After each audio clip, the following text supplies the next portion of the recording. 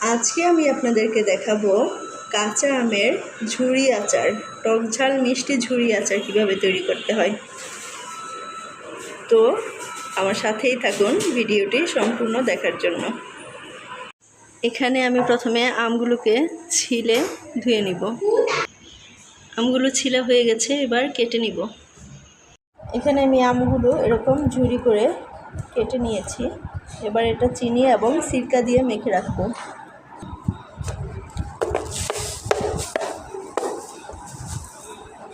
পরিমাণ মতো চিনি দিয়ে দিলাম,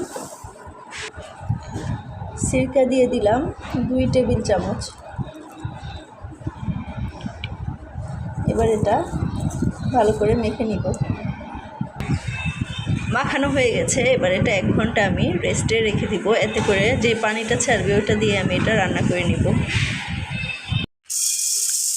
5 ফোড়ন হালকা গরম করে তারপরে গুঁড়া করে নিব।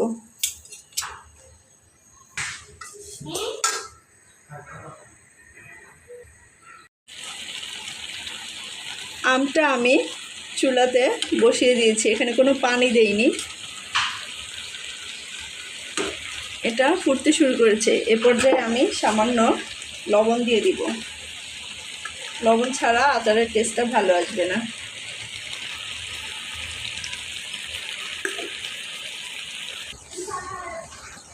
হলুদের ফাঁকি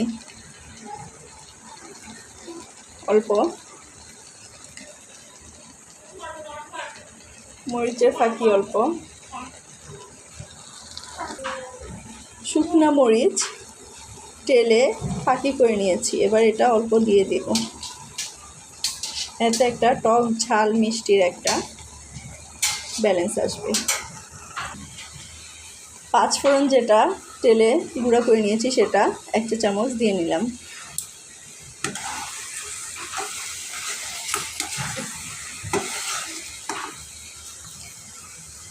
সিরকা দেওয়াতে এটা রোদ্রে না দিয়েই রাখা যাবে 1 বছর।